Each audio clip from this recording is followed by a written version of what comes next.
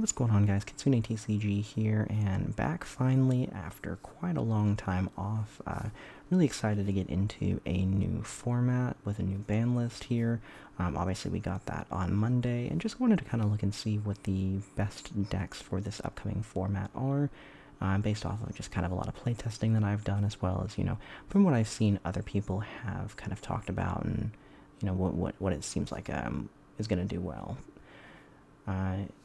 And then I'll just kind of go over, give some like strengths and weaknesses, and then kind of throughout the next week I'll definitely be posting some deck profiles for each one of these, so definitely stay tuned for that. I figure we kind of start with Sword Soul, one of my really favorite decks, and excited to see that it is back in the format. Looking at its strengths, it definitely can put up several negates in this upcoming format, and it's going to definitely be something that's pretty important. You're not going to see a lot of decks putting up too many negates, so for Sword Soul having the ability to do that, plus kind of like interruptions, you know, with Blackout, it's going to be something that's going to be pretty good to see if you're able to go first. And it does have a very good Kashtira matchup, and that's going to be, you know, through cards like Vishudu. You know, it's a really easy way to get Fenrir off the board, so you're not having to worry about that banish. You know, with Qing Ying, even though obviously a lot of their cards are able to interact with the banish pile, just being able to get them out, and then obviously with the amount of cards that Kashtira banishes, that's just a really easy card to kind of go through an OTK. And I've definitely noticed a lot of Kashtira players notice that when they're playing against Sword Soul, and that's be one of their first things that they go after to banish from the extra deck, so I've definitely considered playing at least 2 copies just so I'd always have one available. And it does have ways to play around Nibiru, and obviously a lot of these things are going to be important against Kashtira, because that is definitely going to be, I think, unarguably the best deck in the format, and Nibiru is definitely a way to stop that deck, so having a deck that is able to either play around, you do have definitely a few lines of play that can play around Nibiru if you're worried about it, or even play through if you decide to play like the level 12 Math Mech Synchro, so, you know, it kind of depends on what, you know, route you want to go and what you want to make your X deck looks like. It does have really good recovery and good follow-up as well. This format, there isn't a whole lot of hand traps. I mean, you're still going to probably see your Ash, your Imperms, you know, maybe your Veilers and things like that. But overall, not too many decks are running a lot of hand traps. Because of that, you know, a lot of your cards, you're going to be able to get a lot more value out of them, so you do definitely have like more plays turn 3 and turn 4 that you maybe didn't have past formats that had more hand traps. As far as like Sword Soul's weaknesses, D-Barrier is going to be a big one. Obviously that's going to shut down, you know, the deck completely. Of course you can still go into the link plays, but, you know, without the synchros you're not accomplishing much there. And this is actually going to be an issue for almost all the top decks, so that's definitely probably a thing I'd see that you probably see in a lot of side decks. And obviously, like I said, I mean, you do have a lot of like recovery and follow-up as long as you're not seeing a lot of hand traps, but sometimes, you know, Sword Soul definitely has those hands where, you know, one Veiler, you know, one Imperm, or like, you know, an Ash if you're trying to like go with an emergence can definitely like just stop your turn, so that is definitely one of the weaknesses the deck has. And then finally, I'm maybe a little bit nitpicky, but not having a spell trap negate is definitely going to be an issue where when, you know, anytime Dark Ruler, No More, or other cards like that come back in the format that like don't allow you to interact with, not having spell trap negate can be an issue. I mean, that's going to be an issue that all decks have, but it is definitely something that to kind of look at with Sword Soul. Moving on to Branded.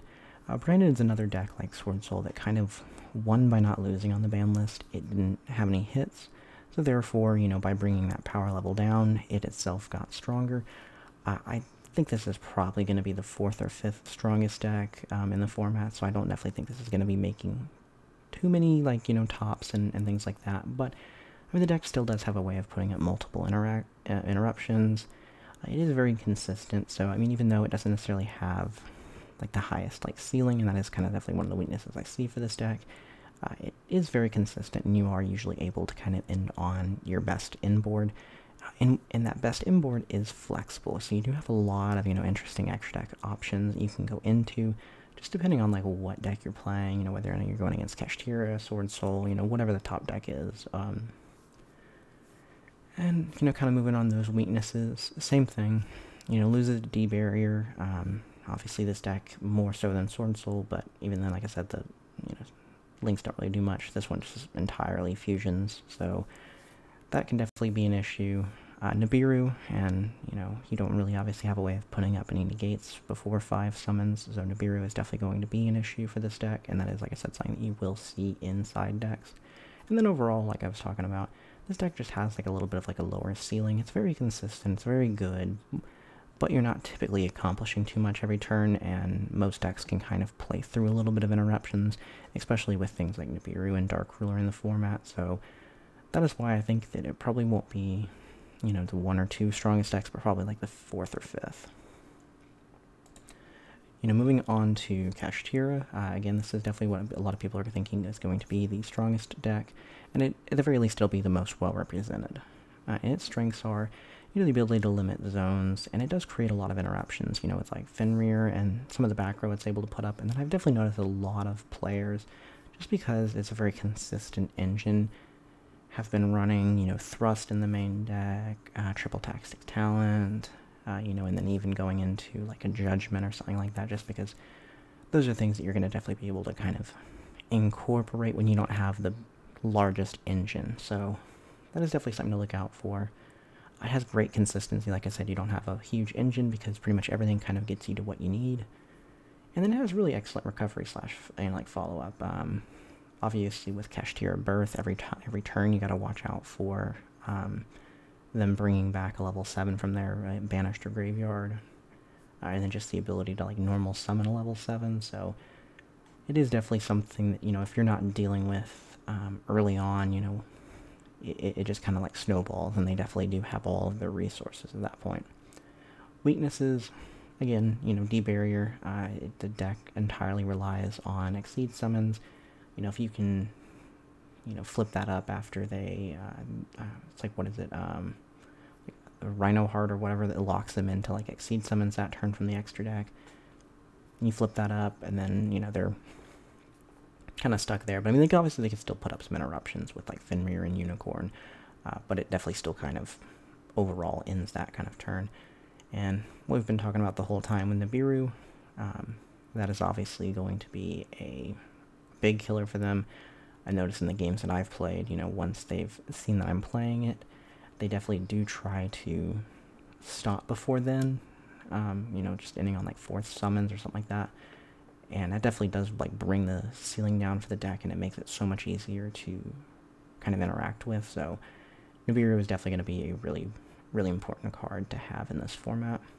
It itself doesn't have any Speller Traps in its archetype, but like I said, it obviously does have the ability to play, other things that can get you to them, but obviously not having that in archetype is going to be something that you're not going to see consistently but they are certainly something that a lot of lists are playing. And then finally, again, a little bit nitpicky on this one, because it is definitely going to be the best deck in the format, but it is not budget friendly at all. The cards that you need to pick up are multiple copies of like $60, $70 cards. So, if you're looking to get into this deck, you're going to be playing the best deck, but how much better is it going to be than a lot of other decks that don't have that like high input cost? So just definitely something to kind of look at. Moving on to Spright. Now, Spright did kind of get a unfortunate like hit with Elf being banned. Obviously that was more of a tier hit, or a lot of other decks were just abusing it, but it definitely still was something that affects Spright. So looking at Spright though, it is actually still able to make Toad and other interruptions as well, with smashers and a few other things, like putting up a red or carrot negate. But you're actually still able to go into Toad by using the Bujinki link, and just as long as the play you have to kind of go with it is, summon Swap Frog, dump Swap Frog, and then you're able to put the swap back in hand, and then obviously if you have some other monsters to go into it, you're able to summon them both back, and immediately make Toad. So it maybe takes a little bit resources, and it's maybe not the best thing to go into sometimes, but it is still an option, so you definitely still have the ability to make a pretty good negate. And then, Starter in blue, they're still at 3, so this deck is going to be, you know, all around consistent as far as a good inboard. You know, whether or not you have like the best inboard, sometimes you can end on like number 65 and Toad with like a set, what is the trap? It eludes my name right now, but either the trap or smashers, depending on like what you feel is better for you. But yeah, having those two still at 3 means that this deck is going to be very consistent. And there's multiple variants, so I think that's also kind of another important thing. Having multiple variants of this deck running around definitely means that a lot of people aren't going to know what you're on until, obviously, like, you play it. So, I mean, you know, you can be on the Runic variant, you can be on Gishki, you can be on Pure, you know, just running a lot of Bystials. You could still be on, like, Tri-Brigade. That one's still a pretty good version of the deck, so having those multiple kind of different variants is definitely going to make it a lot harder, you know, just depending on, like, what you've done and your opponent maybe not knowing what you're playing. And then kind of going into the weaknesses, yeah, that Elf ban definitely lowers the ceiling of the deck overall. Obviously, you're not going to be able to bring back Toad for an additional negate, and, you know, you're not going to have that kind of recovery, you know, at the end of the turn, you know, if you want to bring back a blue, a jet, or anything like that. So that definitely does hurt the deck a lot. And you really need your normal to stick. Sometimes, you know, if you draw a starter, you're fine, but, you know, a lot of times you really need that, that level 2 to stick. Otherwise, you're just going to be stuck with a, you know, hand of sprites that you're not going to be able to get the effects off of. And it does have a pretty rough time against Kashtira, and that is going to be primarily just because it's able to shut down zones, it's able to, you know, banish your cards, so just having a lot of interactions on your turn, and sometimes not being able to play through them, is going to definitely make it like a little bit of a tougher matchup for you. And then finally, the deck that just pretty much won't die, it definitely is no longer the top deck. It's not going to be the top 2, it's not going to be the top 3, but I think a lot of people are still considering tier a top 4 or 5 deck, just because, you know, even with one of each name, you are still able to, you know, make a lot of plays, and you're still able to kind of see them. And obviously with their ability to shuffle themselves back, you know, they're always going to be live with their effects in the deck. Yeah, so I mean, with it, you're obviously able to put up like multiple negates, depending on if like you go into Jagos Stapelia, Rukalos, which you're obviously still able to make because people have kind of switched to the King of the, not the King of the Swamp, yeah, whatever one that replaces the fusion name, and then interruptions and things like that. And it's still so easy to get a starter. I mean, you know, you can Rhoda for Rhinoheart, and that's going to be able to get you a name in the grave. You can obviously still Planet still at 3, and if you have Terraforming, so I mean, you can play 4 copies of that, and that basically gets you any other name that you need. And it also has a kind of like flexible inboard, so to, you know, a lot of the variants, I mean, you're still going to be playing some of the Ishizu cards, so you're still able to kind of get a little bit of rank 4 spam, depending on like what your hand looks like. So you're able to kind of end on like a few different things, like if you need a Dweller, if you need Redoer, just kind of depends on like what you're looking at. So the deck is definitely very flexible there. And then its weaknesses, again, pretty much like almost every deck aside from Spright, D-Barrier is going to be your main issue.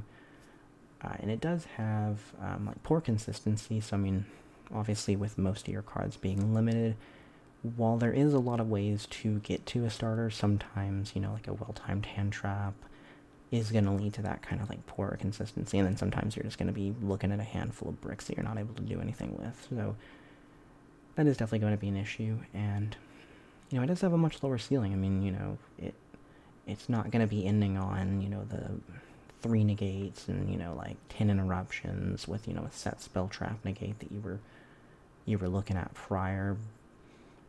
So it definitely kind of, you know, obviously that's why it's no longer like a tier 0 deck, but I mean, it is still going to be a very competitive deck overall. So yeah, and I mean, I think that's it for those. I just kind of wanted to go over, you know, what I was thinking, and like I said, what a lot of people I think have, you know, already seen what they think is going to be the best.